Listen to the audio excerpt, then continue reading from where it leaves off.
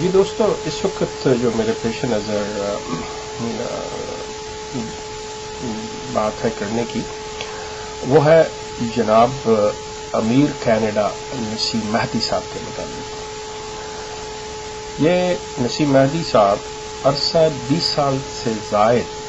انہوں نے کینیڈا میں بطور مشنری اور امیر کینیڈا کے وقت گزارا ہے، اور اس موجودہ ابھی جو مجلس شورا کل ختم ہوئی ہے کینیڈا کی، اس میں مرکز سے ہدایات کے مطابق مقامی کینیڈین جماعت کے امیر کا انتخاب جو تھا وہ ہوا، اور اس میں جناب ملک لال خان صاحب جو ہیں وہ نئے کینیڈا کے امیر منتخب ہوئے ہیں۔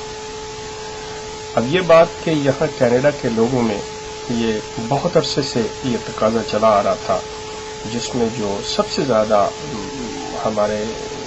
مرحوم دوست اس میں پیش تھے وہ جناب مبشر ڈار صاحب، کہ ان کا جماعت سے اس بات سے بنیادی اور اصولی اختلاف رہا ہے کہ امیر جو ہے وہ منتخب ہونا چاہیے، نہ کہ نامینیٹ ہونا چاہیے،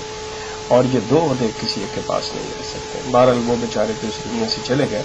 لیکن ان کی روح کو کم از کم اس چیز کی تسلی مل جائے گی کہ یہ واقعہ ہو گیا۔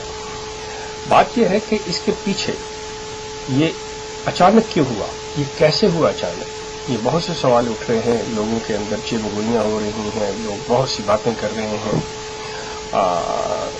لیکن میں آپ سے یہ عرض کرتا چلا جاؤں کہ آپ یہ چیزیں ذہن میں رکھیے کہ کلٹ کی ایک نشانی ہوتی ہے، اور کلٹ کی سب سے بڑی نشانی یہ ہوتی ہے کہ وہ اپنے کارندوں کو اس وقت تک استعمال کرتا ہے جب تک وہ کام کے ہوتے ہیں، اور جب وہ کام کے نہیں رہتے، یا اگر وہ کلٹ کے اقتدار کے لیے خطرہ بن جائے اور ایسے آثار نظر آئے کہ وہ اقتدار کے لیے کسی قسم کی بھی کوئی ایسی چیز، کوئی ایسا کام کر سکتے ہیں جس سے کہ اس کے اقتدار کو خطرہ لاحق ہو، تو وہ فوراً ایسے پرزے کو نکال باہر پھینکتے ہیں۔ تو نسیم مہدی صاحب کے ساتھ جو کچھ اچانک ہوا ہے، گو مطلب انہوں نے اگر ہم دیکھیں، اور اس پہ ہم علیحدہ بات کریں گے، سائٹ اس کے اوپر باقاعدہ طور پر لکھ رہی ہے اور لکھے گی، اور تفصیل کے ساتھ اس کے اوپر لکھے گی یہ کیسے ہوا، کیوں ہوا، اس کے مثبت اور منفی دونوں پہلوؤں پہ یہ بات ہوگی۔ لیکن کہ نسیم مہدی نے جہاں پہ بہت سے لوگوں کی زندگیوں کو اجیرن کیا، جہاں پہ اپنی ذات کو بہت سے فائدے پہنچائے اس شخص نے، لیکن یہ حقیقت اپنی جگہ پہ اٹل ہے کہ جماعت احمدیہ کینیڈا کو یا مرزا غلام احمد فیملی کو جس طرح اس شخص نے روشناس کروایا، جس طرح اس شخص نے انٹروڈیوس کروایا، جس طرح اس شخص نے اس کو مستحکم کیا، جس طرح سے اس کے پاؤں مضبوط کیے کینیڈا کے اندر، میں کہتا ہوں کہ اگر جماعت کے میں کوئی بھی ایسا اور شخص نظر نہیں آتا کہ وہ یہ کام کر سکتا جو کہ نسیم مہدی نے کیا ہے۔ میں بذات خود کہ مجھے جس حال پہ میں آج ہوں یا جہاں پہ میں ہوں، اس کو پہنچانے والے یہی حضرت ہیں، لیکن میں ایک چیز کا قائل ہوں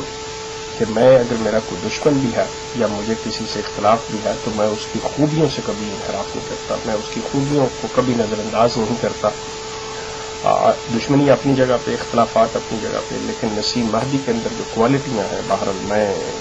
اس کو سراہے بغیر رہ نہیں سکتا کہ میں یہ کہوں گا کہ وہ ایک بیوقوف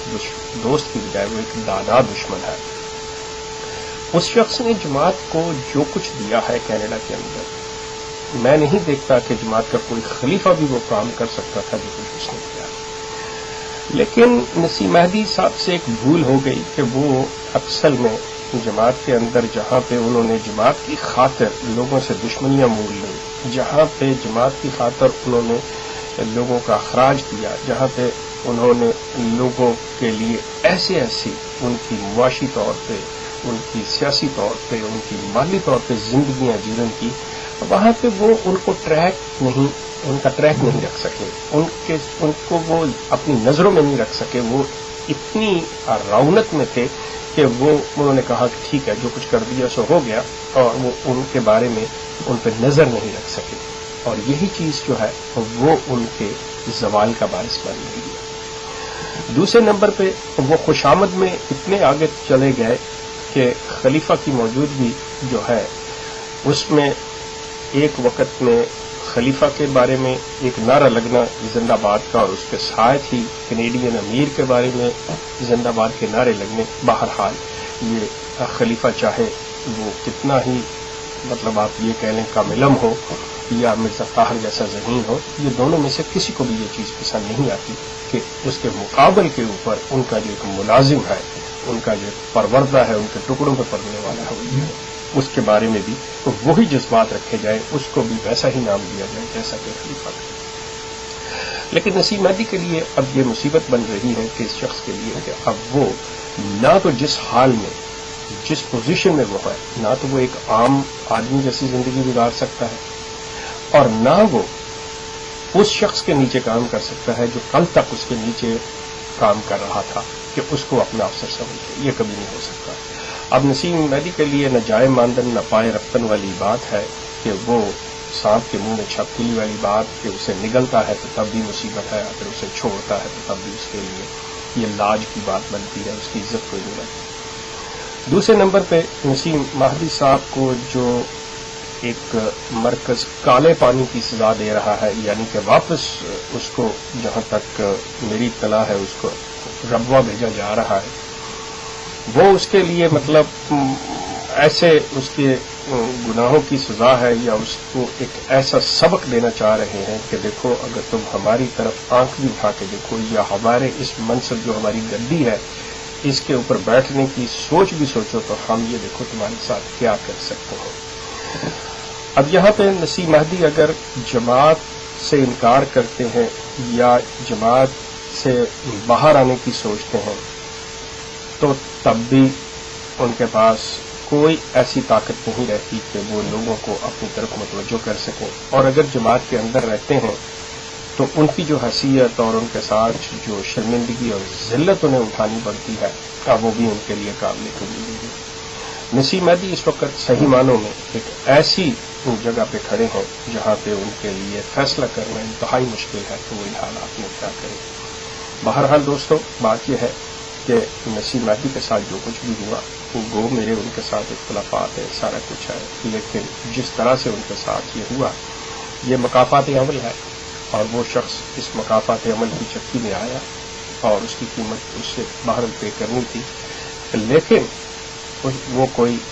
جتنے ان کے ظلم ہیں، جتنی انہوں نے لوگوں کی زندگیاں جیرن کی ہیں، یہ اس کے معاملے میں کچھ بھی نہیں ہے، یہ تو ان کا ذاتی ایک بات اٹھ رہی ہے۔ لیکن ان کے لیے جو سبق ہے وہ یہی ہے کہ وہ اور جو ان جیسے دوسرے ابھی اس کلٹ سے وابستہ ہے، وہ تمام مشنریز جو اس کلٹ سے وابستہ ہے اور وہ جو لوگوں کی زندگیوں کو اسی طرح جیرن کر رہے ہیں جس طرح نسیم مہدی نے کی ہے، ان کے لیے یہ ایک بہت ہی سوچنے کی، غور کرنے کی اور آنکھیں کھولنے والی بات ہے کہ اگر آج اس جیسے پہاڑ کو